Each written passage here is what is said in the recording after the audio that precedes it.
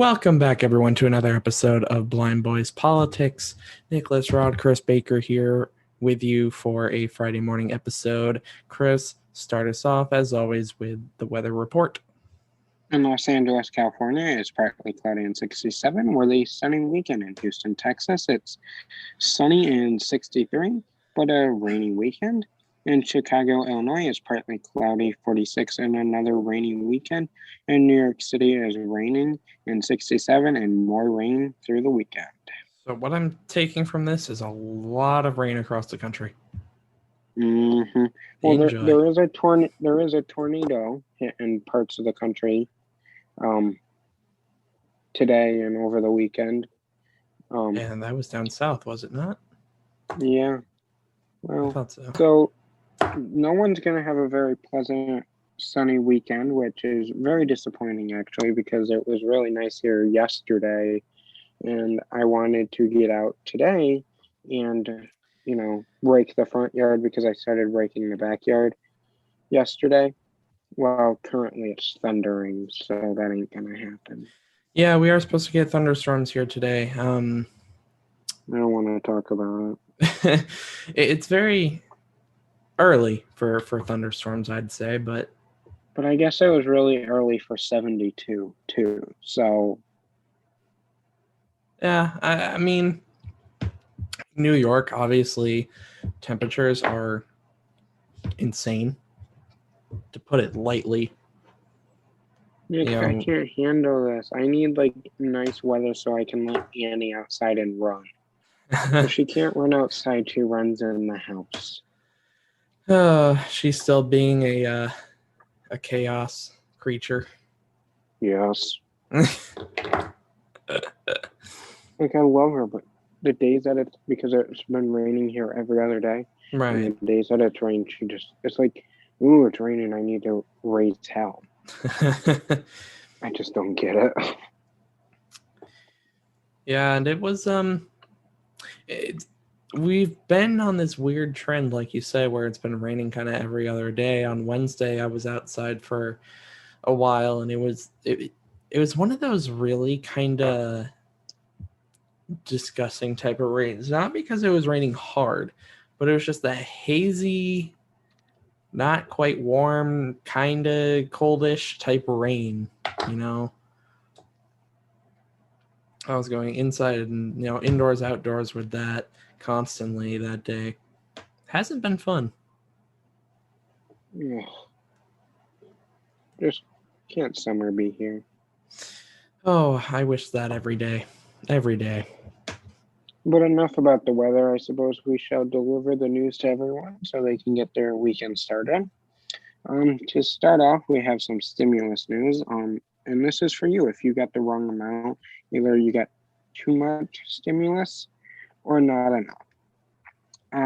If you are wondering what you should do, we got some news for you. If your stimulus was wrong and you didn't get enough, the IRS says as soon as your 2020 tax returns are processed and it is determined you were supposed to get more stimulus money, possibly because of an income reduction or maybe an added dependent, you will automatically receive a supplemental payment. On the other hand, if you are given too much stimulus money, this would happen, say, if you received money for a dependent you claimed on your 2019 taxes, but in 2020 he or she files their own, you get to keep that extra money. You don't have to send that back to them or anything else. Two important notes to keep in mind. If you are owed more stimulus money, do nothing. The IRS will deal with your supplemental payment automatically. And then also, do not file an amendment return to correct a stimulus overpayment or underpayment. This will only cause more problems. Now, if you're one of those people saying, hello, what about me? I haven't received my stimulus check here, and there's people saying they didn't get the right amount or got too much, and I haven't received anything. Well, there is some news for you. March 24th, which was earlier this week. The next round was officially sent out, and many of you probably see it pending or did see it pending. But if you don't see it pending, don't freak out. There's still more stimulus checks to go out, and there's actually some new news coming out about that today. We'll be talking about that on Monday. If you are an SSI or SSDI, that leads us into the next section of stimulus updates. A large portion of the stimulus checks were mailed. It will come in a white envelope that says it is from the Treasury Department. The check itself says economic impact payment in the memo line. Or you could receive a Visa card from Medit Bank. This card can only be activated by the intended person. So yes, you could receive a check or debit card. The IRS didn't really give a reason why why there are different options for this. If you're on SSI, SSDI, or VA benefits, the IRS is working with those departments directly to issue your payment. Speaking of some garnishments, in case you were not aware, your stimulus can be garnished for that. The fix may not come in time to stop it because the Senate used budget reconciliation to pass a $1.9 trillion American Rescue Plan. Lawmakers couldn't stop all garnishments. Legally, they were able to stop garnishments for back taxes or back child support, but not able to stop private debt collectors. Like we said on Friday, speaking on that, there are some Democratic senators who are trying to introduce a bill to stop all kinds of garnishments, which they did in fact do.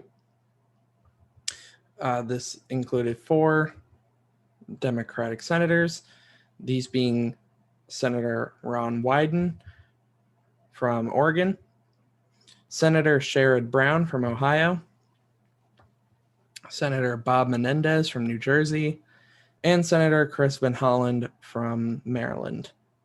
The bill that they introduced would retroactively prevent all kinds of garnishments on the third stimulus payment. They tried to get it passed by unanimous consent, which would have allowed for it to pass quickly and also bypass a lot of the other Senate processes. Using unanimous consent was blocked by Senator Pat Toomey, a Republican from Pennsylvania. He gave several reasons on why he blocked it. One was that it is already too late. Stimulus checks are already being garnished and going out. And the second one is he didn't like the fact that Democrats used budget reconciliation to pass the bill in the first place. Without unanimous consent, this bill needs 60 votes in the Senate to pass. Then the House needs to also take it up for a vote. And it is important to note, while this is still moving through the process, some states have already made stimulus garnishments of all kind of illegal, but certainly not all states. That's not all we have on the stimulus, though, as headlines have been circulating that there might be a type of fourth stimulus coming out that focuses on recurring payments. The real question is, where's everyone getting the ideas that they're getting? The thing about these articles, these headlines that people really seem to be missing is that when you go to the last line of a lot of these articles, they typically say that the recurring payments are not likely to happen if they don't have bipartisan support. This, like I said, can be seen in most of these articles. And just in case it wasn't clear, really, there's no bipartisan support on things like this right now. With the American Rescue Plan, that being passed, that had no Republican support at all. Zero support from the Republican Party. So it's very unlikely that this that this stimulus would have the support either. Democrats had to push the last stimulus package through using budget reconciliation.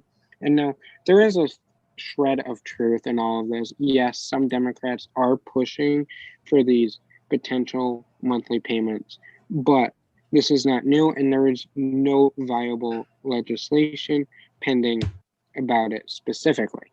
Earlier this month, 10 Democratic senators sent a letter to President Biden asking for recurring payments for the next stimulus or the next infrastructure recovering bill. Now, 2 months prior to that, 50 Democrat representatives sent a similar letter. The White House has not commented on either of these letters. Bottom line, anything can happen, but do not hold your breath. We move away from stimulus a little bit to talk about health insurance now. If you haven't signed up for insurance at this point and you want to, you now have 3 additional months as well as many more options in this. President Biden did extend the current special enrollment period on healthcare.gov until August 15th of this year. It was supposed to expire on May 15th, but because of the new stimulus bill and the new subsidies that are available, many people need a lot more time to take advantage of this. So if you're wondering what's next, starting April 1st, under the American Rescue Plan, it expands subsidies for many people through the income spectrum. These subsidies will last for the next 2 years. It's complicated to explain each bracket, but for some, at the very bottom of the income bracket, more plans will be offered to you for $0 premiums. Now, for others in the low income bracket, you may be able to upgrade your current plan for the same price or pay less than what you're paying now. The new prices won't be available to look at until April 1st. You can get more information about qualifications. All you have to do is go to healthcare.gov/more savings. Currently, 36 states operate under the federal exchange on healthcare.gov. And in the remaining states, California, Colorado, Connecticut, District of Columbia, Idaho, Maryland, Massachusetts, Minnesota, Nevada, New Jersey, New York, Pennsylvania, Rhode Island, Vermont, and Washington, they have their own exchanges. So if you live in one of these states, you'll have to check your state specifically for updates. Looking at election 2020, one of the main voices calling election fraud in the 2020 election was Sidney Powell. And she is now saying in court no reasonable person should have accepted her statement as fact. Her attorney said Sidney Powell appeared on multiple news channels and held multiple national press conferences, making very serious allegations that Dominion voting machines were rigged against former President Trump. As a result of the voting machine, sued her and others for $1.3 billion in damages, saying those words caused reputable harm to the company.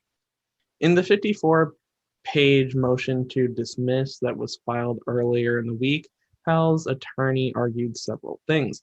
These include that the DC District Court has no jurisdiction over her and that her statements are protected and constitutional and protected as political speech. But it's how her lawyers explained the whole thing that's turning heads. And Chris, you have the quote for us for that, so take it away. Inherently prone to exaggerate and hyperbole, they go on to say reasonable people would not accept such statements as fact, but view them only as claims that await testing by the courts. Speaking of that, every single one of Powell's lawsuits and others challenging the 2020 election results were either dismissed or denied for lack of evidence. Moving away from the 2020 election, we are looking at the current administration. After 67 days of President Biden taking office, he held his first press conference, which is dramatically later than the last three predecessors. President Obama was 20 days. President Trump was 27 days. President George W. Bush with 33 days. Now, in the press briefing, they followed all COVID protocols, only allowing 30 reporters in the East Room instead of packing it like they usually do. In opening remarks, he made a new goal of 200 million shots in people's arms in the first 100 days. When it came time to questions, he addressed many things from the 2024 election to relations with North Korea. He was asked a question by CBS reporter Nancy Cordes, and we will play that plus his response right here. Have you decided whether you are going to run for re-election in 2024? You haven't set up a re-election campaign yet, as your predecessor had by this time. My predecessor needed to. My predecessor. Oh, God, I miss him. No, an answer is yes. My plan is to run for re-election. That's my expectation. He also answered many questions regarding the migration situation, and we have an example of one of his responses here. The vast majority, the overwhelming majority of people coming to the border and crossing are being sent back. Does anybody suggest that there was a 31% increase under Trump because he was a nice guy and he was doing good things at the border? That's not the reason they're coming. The reason they're coming is that it's the time they can travel with the least likelihood of dying on the way because of the heat in the desert. And finally, President Biden was asked about Republican bills to restrict voter access, and he had this to say. What I'm worried about is how un-American this whole initiative is. It's sick. It's sick. Deciding in some states that you cannot bring water to people standing in line, waiting to vote. Deciding that you're going to end voting at 5 o'clock when working people are just getting off work. Deciding that there will be no absentee ballots under the most rigid circumstances. It's all designed, and I'm going to spend my time doing three things. One, trying to figure out how to pass the legislation passed by the House, number one. Number two, educating the American public. The Republican voters I know find this despicable. That is it for this Friday morning news episode. Let's get into some rapid news. I will go first. Congress is on recess for the next 2 weeks, starting today. And Governor Andrew Cuomo of New York is being accused of using his power to speed up testing for him and his family for COVID-19. Nick, this is our longest running segment, so tell me some good news. All right. So we've talked about charities and such on, in this segment before. I brought up numerous different charities and stuff, most of which, are either related to the pandemic or things like that.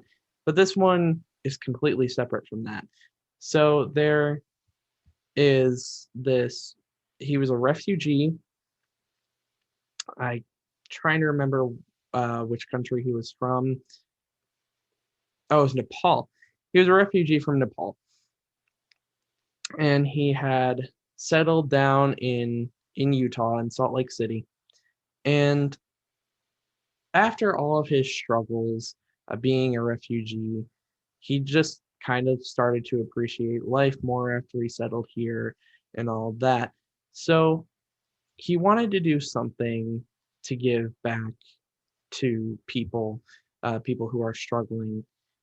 So he decided to start his own charity, his own program that would give clothes to people who didn't have them. And it all started when he he ended up connecting with a homeless man and got to understand his situation a lot more, and it just really inspired him. So he managed to get it going, and he was actually in contact with Mark Cuban, who is an entrepreneur. And Oh, that was bad timing. Sorry. All good. And Cuban actually gave him a goal. The goal was to get 575 coats that would be able to be given to people through the charity. Well, he struggled with this goal at first. He struggled with this challenge. However, he got in contact with a couple of people down the line a little bit. And then once he did that, in 4 days, 3,000 coats. Excuse me? 3,000. Wow. Mind you, this guy running the program is 18.